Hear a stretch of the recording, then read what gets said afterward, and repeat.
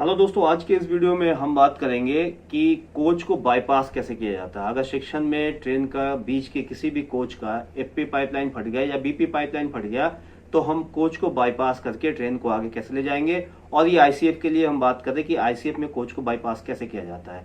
तो चलिए मैं आपको कुछ फोटोज के माध्यम से दिखाता हूँ कि आप कोच को कैसे बाईपास कर सकते हैं।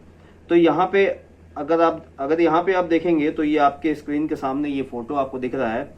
इसमें मैंने कोच का तीन कोच लिया है और ये कोच के ब्रेकिंग सिस्टम का डायग्राम है, जिसमें आप देख सकते हैं कि एफपी, यहाँ पे एफपी पाइप है, यहाँ पे बीपी पाइप है, डीबी है, ब्रेक सिलेंडर है, एआर है। ठीक इसी तरह ये दूसरा कोच है और इसके बाद ये तीसरा कोच है।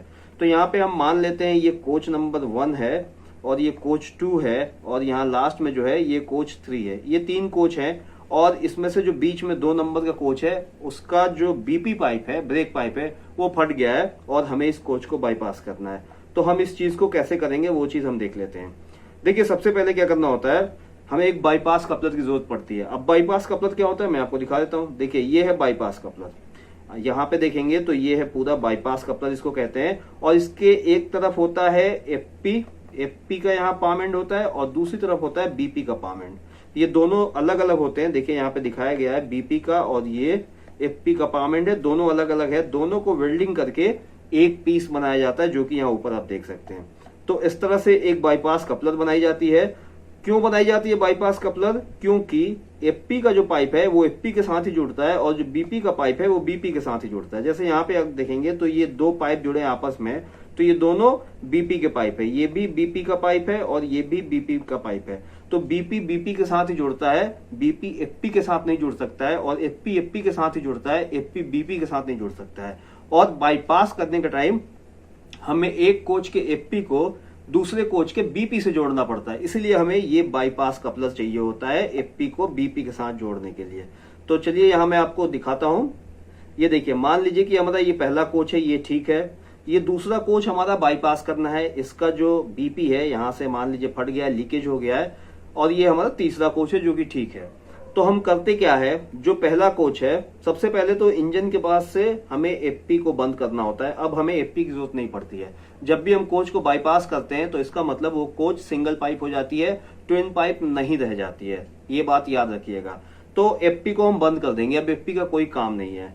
लेकिन जो कोच का बीपी फटा है उसका जो एफपी पाइपलाइन है वो तो सही है, तो हम उसी का इस्तेमाल करेंगे एयर प्रेशर को आगे पीछे वाले कोच में ले जाने के लिए। तो देखिए यहाँ पे क्या है, मान लीजिए कि यहाँ से एयर आ रहा है, ठीक है। तो यहाँ से बीपी में एयर आएगा, यहाँ तक आएगा, और यहाँ पे हमने बाईपास कपलर लगा दिया तो ये एयर यहाँ से निकलेगा। और जिस कोच का बीपी फट गया है तो हम उसको बाईपास किए हैं तो ये यहाँ से एफपी के पाइप में पहुंच जाएगा और एफपी के पाइप में पहुंच के इस पूरे कोच में दौड़ेगा और फिर इस बाईपास कपलर के थ्रू यहाँ बीपी में आ जाएगा। तो अब ध्यान से देखिए, यहाँ फिर ये बीपी में आ गया, फिर ये अगले कोच में चला गया। तो यहाँ पे ये जो है ये बीपी पाइपलाइन में है, जबकि यहाँ आ गया है एफपी में और फिर यहाँ आ गया है बीपी में। अब इस वाले कोच में ब्रेक नहीं लगेगा। और ये सारा चीज करने के बाद जो हमारा ये कोच है, इसका जो डीबी है, इस डीबी को हमें यहाँ से आइसोलेट करना होता है, यानी इस कोच में ब्रेक नहीं लगेगा। इस कोच के एफपी पाइप का बस यही काम रह गया है कि इससे पहले वाला जो कोच है, यहाँ वाला जो कोच है, इसके बीपी प्रेशर को अपने से आगे बढ़ा देना ताकि बाकी कोच में ब्रेक लग सके। तो यहाँ पे ये पूरी गाड़ी सिंगल पाइप हो जाएगी, एफपी का काम नहीं रहेगा, एफपी आपको बंद कर देना है। और सिर्फ एक कोच में, जिस कोच को हमने बाईपास किया है उसमें ब्रेक नहीं लगेगा, उसके अलावा उसके आगे पीछे सारे कोच के ब्रेक लगेंगे, तो इसमें कोई दिक्कत नहीं है। अच्छा, अगर जो पूरा ट्रेन है, रेक है, उसका सबसे जो आखिरी डब्बा है उसका बीपी पाइप फट गया तो क्या करना होगा वो भी समझ लीजिए। मान लीजिए कि सबसे आखिरी जो डब्बा है ये हमारा लास्ट डब्बा है और इसका जो है बीपी पाइप फट गया, तब क्या करना है, तब हम कोच को बाईपास नहीं करेंगे। क्यों नहीं करेंगे? क्योंकि अब इसके पीछे तो कोई कोच ही नहीं है। बाईपास करने का मतलब होता है एयर प्रेशर को उस कोच के बाद वाले कोच तक ले जाना, और ये खुद ही लास्ट कोच है। तो हम क्या करेंगे, यहाँ से हम दोनों एंगल कॉक को बंद कर देंगे और इस कोच के डीबी को हम आइसोलेट कर देंगे और ये कोच बिना ब्रेक के रह जाएगा। तो इसमें पूरी गाड़ी हमारी ट्विन पाइप में ही चलेगी, सिंगल पाइप नहीं होगी। ये कब करना है? जब लास्ट कोच हो, आखिरी कोच का बीपी या एफपी फटा हो तब करना है। और अगर बीच के किसी भी कोच का बीपी पाइप फटा हो तो हम उसे बाईपास करेंगे। तो ये तो बीपी हो गया। अगर एफपी पाइप फटा हो तो क्या करना होगा, चलिए वो भी दिखा देता हूँ। ये हमारा 3 कोच है, ये हमारा 1 नंबर कोच है, ये हमारा 2 नंबर कोच है। अच्छा, ये सारी चीजें आईसीएफ के लिए है ना, ये एलएचबी के लिए नहीं है। एलएचबी का तरीका कुछ और होता है, मैं अगले वीडियो में उसके ऊपर भी बताऊंगा आपको। तो ये हमारा 3 कोच है, और बीच वाला जो कोच है इसका जो एफपी है ये फट गया, ठीक है। अब इस कंडीशन में क्या करना है वो देख लीजिए।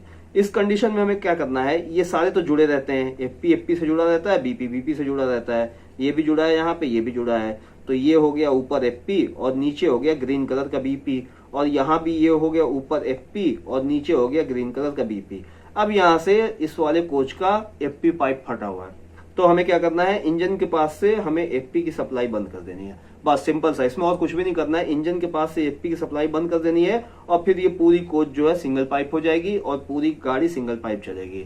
सिर्फ बीपी में प्रेशर रहेगा, यहाँ पे हमें बाईपास नहीं करना है। बाईपास सिर्फ उसी कंडीशन में करना है जब बीपी पाइप फटता है तो हम बाईपास करते हैं, जब एफपी पाइप फटेगा तो हम बाईपास नहीं करेंगे, और हम उस क्या करेंगे, एफपी को इंजन के पास से डमी कर देंगे, यानी इंजन से आगे एफपी जाएगा नहीं, और पूरी जो ट्रेन है वो बीपी के सहारे यानी सिंगल पाइप बन के पूरी गाड़ी चलेगी।